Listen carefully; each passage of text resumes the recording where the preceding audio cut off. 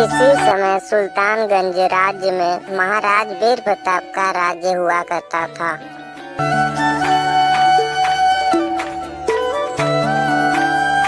रामू जंगल में एक बार किसी काम से इधर उधर भटक रहा था।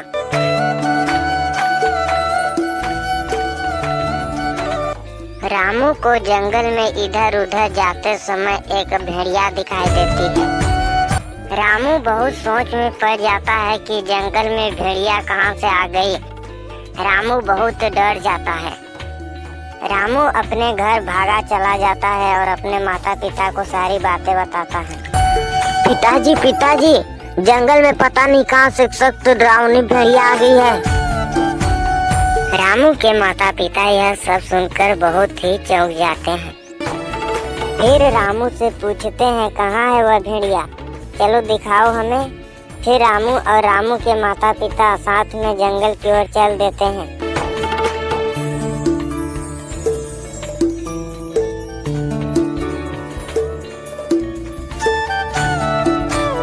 जंगल में पहुंचने के बाद रामू से पूछते हैं कहाँ है वह भेड़िया जिसे तुम बता रहे थे। पता नहीं, यही तो थी, कहीं चली गई होगी। जंगल बहुत गहरा था, भेड़िया गायब हो गई थी। रामू के माता पिता बहुत पर भेड़िया कहीं नजर नहीं आ रही थी। इसलिए रामू के माता पिता थक हार कर अपने घर की ओर लौट गए। रामू बेटा, तुम जाओ दुकान पर से सामान लेकर आओ और साथ में मनीष को भी ले जाओ। मनीष को कुछ खिला पिला देना, जल्दी जाओ।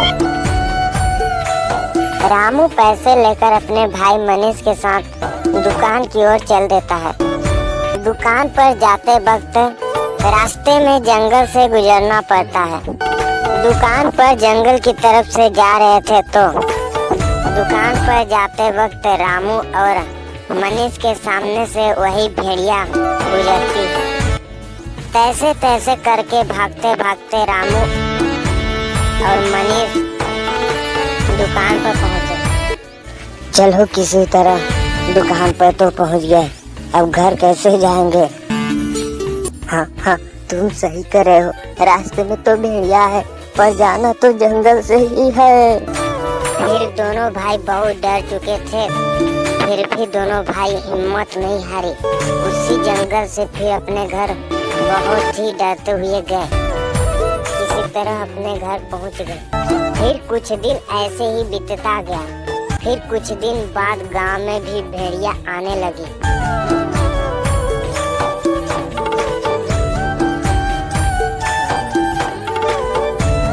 रोज शाम होते ही भेड़िया गांव में आने लगी।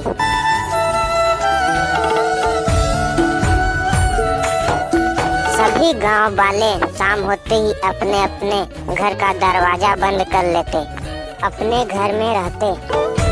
एक दिन एक रात एक घर का दरवाजा खुला ही रह गया। तभी भेड़िया को आने की आवाज सुनाई दी। तभी जल्दी से दरवाजा बंद कर ली। चलो आज तो बाल बच गए, पता नहीं दरवाजा कैसे खुला रह गया था, अभी तो भेड़िया अंदर ही आ जाती। हाँ, तुम सही कह रहे हो जी, ये बात महाराज को भी बताना पड़ेगा। तुम कल जल्दी सुबह उठना और महाराज के पास जाना और सारी सच्चाई बताना, और महाराज जी इसका कुछ उपाय कर सकते हैं। हाँ ठीक है, कल सुबह जल्दी उठेंगे और महाराज के पास ही जाएंगे। फिर क्या, सुबह होते ही जल्दी से रोहन उठकर राजा के पास गया और राजा को सारी बातें बताया। हाँ रोहन, तुम सही कह रहे हो, मुझे ये बात ना आज ही पता चली। ठीक है। इधर रोहन राजा को भेड़िया के बारे में बताकर अपने घर चला जाता है। इधर दूसरी ओर राजा अपने दोनों मंत्रियों को भेड़िया पकड़ने का आदेश देते हैं। दोनों मंत्री जंगल में भेड़िया पकड़ने चले जाते हैं। एक का नाम था रजनीश, एक का नाम था मनमोहन। मनमोहन मंत्री दूसरे साइड, रजनीश मंत्री दूसरे साइड चले जाते हैं। रजनीश बहुत जंगल में ढूंढता है पर कहीं भेड़िया नजर नहीं आती है। इधर दूसरी ओर मनमोहन मंत्री के सामने से भेड़िया गुजरती है। मनमोहन भेड़िया को देखकर बहुत ही डर गया। अरे मैं तो इसे अकेले नहीं पकड़ सकता हूँ। रजनीश होता तो पकड़वाने लगता, पर अकेले तो पकड़ने गया है।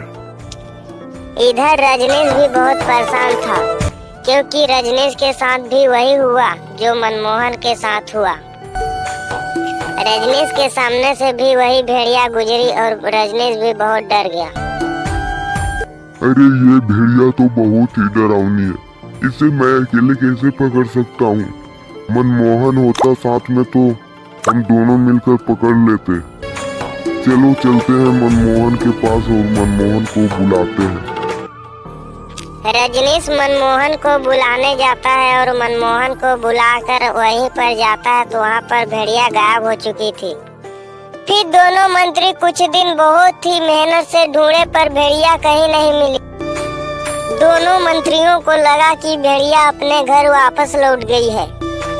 फिर कुछ दिन बीतने के बाद गांव के लोगों को वही फिर परेशानियां आने लगी।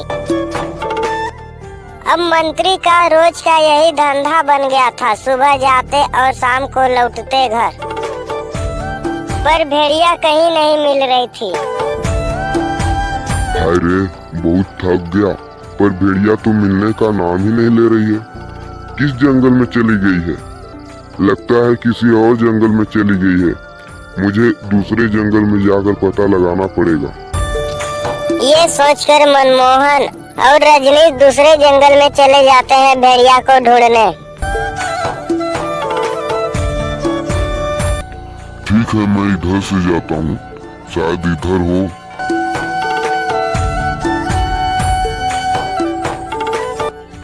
अरे वाह, ये तो जंगल बहुत ज्यादा गहरा है। भेड़िया यहीं कहीं होगी। ठीक है भाई, मैं इधर जाता हूँ। ये कहकर दोनों मंत्री अलग अलग दिशा में चले जाते हैं। आखिरकार इस बात भेड़िया मिल ही गई। रजनीश और मनमोहन दोनों मंत्री राजा के दरबार में भेड़िया पकड़ के ले जाते हैं। फिर दोनों मंत्री राजा को सारी बातें बताते हैं। फिर राजा ये बात सुनकर बहुत प्रसन्न हुए, लेकिन ये बात राजा ने बताया था कि दोनों मंत्रियों को अगर अलग अलग पकड़ के लाते तो इनाम दिया जाता, लेकिन मंत्रियों दोनों साथ में मिलकर भेड़िया पकड़ के ले गए थे राज दरबार में। इसलिए राजा ने बोला एक मंत्री पकड़ के लाते तभी इनाम दिया जाता। इसलिए दोनों मंत्री आश्चर्यचकित हो गए। दोनों मंत्रियों को लगा था कि अब हम लोगों को इनाम दिया जाएगा, पर यहाँ पर तो इनाम दिया ही नहीं जा रहा है, क्योंकि दोनों मंत्रियाँ पकड़ के साथ में ले गए थे। इसलिए मनमोहन, राजा का ये आदेश मुझे पता नहीं था कि किसी एक मंत्री को ही पकड़ के लाना होगा तभी इनाम दिया जाएगा। अगर मुझे पता होता तो मैं अकेले ही पकड़ के ले जाता। हाँ रजनीश, तुम सही कह रहे हो, हमें भी ये बात पता नहीं थी। राजा कुछ ऐसा बात बता रहे हैं जो हम लोगों को पहले पता नहीं था। अगर हम लोगों को पता होता तो हम दोनों अकेले ही पकड़ के ले जाते। इतना बड़ा भेड़िया है, हम अकेले नहीं पकड़ सकते, इसलिए हम दोनों पकड़ के ले गए। दोनों मंत्री इसी बात से चिंतित थे कि करे तो करे क्या। अब दोनों मंत्रियां भेड़िया तो पकड़ के ले गए, पर राजा का आदेश ही ऐसा नहीं था कि दोनों मंत्री पकड़ के ले जाएं। और अब क्या करें? अब भेड़िया छोड़ देंगे तो भेड़िया पता नहीं कहाँ जंगल में चली जाएगी, और राजा तो यही चाहते हैं कि कोई भेड़िया पकड़ के ना लाए, अन्यथा राजा को इनाम देना पड़ जाएगा। रजनीश, चलो हम भेड़िया छोड़ देते हैं। हमें क्या करना है? मिलेगी भेड़िया तो पकड़ेंगे, अन्यथा जंगल में घूमेगी भेड़िया। हाँ मनमोहन, तुम सही करे हो। चलो भेड़िया छोड़ देते हैं। जाएगी कहाँ जाएगी? जाएगी तो इसी जंगल में ना। ये दोनों मंत्री भेड़िया छोड़ देते हैं। दोनों मंत्री बड़ी मेहनत से भेड़िया पकड़े थे, पर वो भेड़िया अब किसी काम का नहीं। अब अलग अलग मंत्री को अलग अलग पकड़ना होगा। अब कोई एक मंत्री ही पकड़ के ले जाएगा, तभी इनाम दिया जाएगा। ये दोनों मंत्री ऐसा ही करते हैं। रजनीश, चलो हम लोग चलते हैं घर। यदि अभी भेड़िया पकड़ के ले जाएंगे तो राजा को लगेगा कि भेड़िया अभी जंगल में छोड़े नहीं है, उसी भेड़िया को पकड़ के वापस ले आए हैं। इसलिए चलो अगले दिन भेड़िया को पकड़ेंगे। हाँ तुम सही कर रहे हो। कहकर दोनों मंत्री अपने घर चले जाते हैं। अगले दिन रजनीश मनमोहन के घर जाता है और मनमोहन से पूछता है, मनमोहन, क्या तुम आज भी जाओगे भेड़िया को ढूंढने? क्या मैं अकेले जाऊं? हाँ रजनीश, अकेले तू जाना पड़ेगा, क्योंकि साथ में पकड़ेंगे तो राजा को अच्छा नहीं रहेगा। इसलिए अकेले तो जाना पड़ेगा। ठीक है मनमोहन, मैं जा रहा हूँ भेड़िया ढूंढने। अगर आपका भी मन करे भेड़िया ढूंढने का तो आप भी आ जाना। इतना कहकर रजनीश अपने काम पर चला जाता है। बहुत ढूंढने के बाद भी कहीं भेड़िया नहीं मिलती है। तभी मनमोहन भी आ जाता है।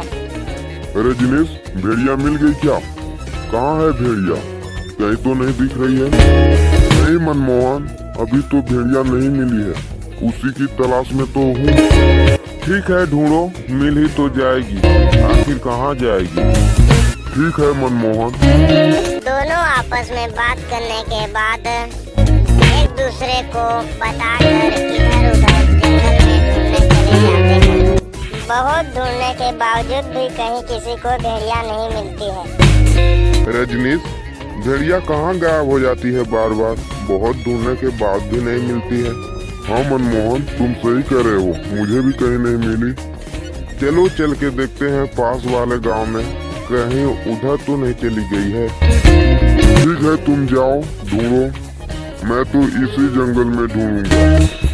इतना कहकर दोनों मंत्री फिर से भेड़िया ढूंढना शुरू कर देते हैं, लेकिन बहुत ढूंढने के बाद भी किसी को कहीं भेड़िया नहीं मिलती है। फिर दोनों मंत्री रात होते ही अपने घर चले जाते हैं।